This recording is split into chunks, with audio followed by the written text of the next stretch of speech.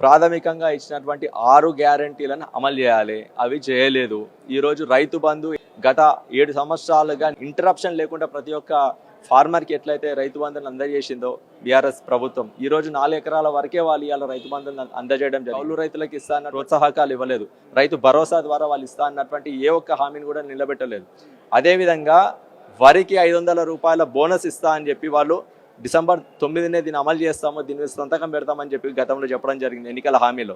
కానీ వచ్చేసారి నుంచి దాన్ని అమలు చేస్తామని చెప్పి రీసెంట్గా ఈ నారాయణపేటలో జరిగినటువంటి సభలో రేవంత్ రెడ్డి గారు చెప్పడం జరిగింది. ఈసారికి వరికి 500 రూపాయల బోనస్ ఇవ్వడం లేదని వాళ్ళు స్పష్టంగా చెప్పడం జరిగింది. ఇట్లా ఈ హామీలని భవిష్యత్తులో మేము అమలు చేస్తామని మాత్రమే వాళ్ళు చెప్తా ఉన్నారు. 6 గ్యారెంటీలను కూడా పూర్తి స్థాయిలో భవిష్యత్తులో అమలు చేస్తామని చెప్తా ఉన్నారు తప్పితే ఇప్పటికీ వాళ్ళు ఇచ్చినటువంటి హామీలు కావచ్చు, గ్యారెంటీలు కావచ్చు, ఇప్పటి వరకు వాళ్ళు నిలబెట్టుకున్నటువంటి దాఖలాలు లేవు. అన్ని రంగాలలో వాళ్ళు చెప్పినటువంటి అన్ని విఫలమైపోయింది కాంగ్రెస్ ప్రభుత్వం. దీనికి ప్రజలన్నీ కూడా గమనిస్తూ ఉన్నారు.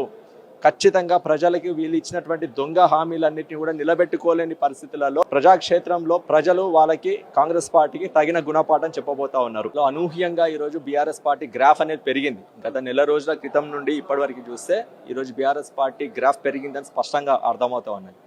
ఉన్న 17 స్థానాల్లో అత్యధిక స్థానాలు కాంగ్రెస్ కంటే బీజేపీ కంటే కూడా అత్యధిక స్థానాల్లో బీఆర్ఎస్ పార్టీ గెలవబోతా ఉన్నదని చెప్పి స్పష్టంగా అర్థమవుతా ఉన్నది. ఈరోజు కేసీఆర్ గారు అధ్యక్షతన జరుగుతున్నటువంటి ఈ స్టేట్ కమిటీ మీటింగ్లో ఈరోజు వారి చేత క్యాండిడేట్లకి బీఆర్ఎస్ పార్టీ అభ్యర్థులకు అందరూ కూడా బీఫామ్లు చేయబోతా ఉన్నారు.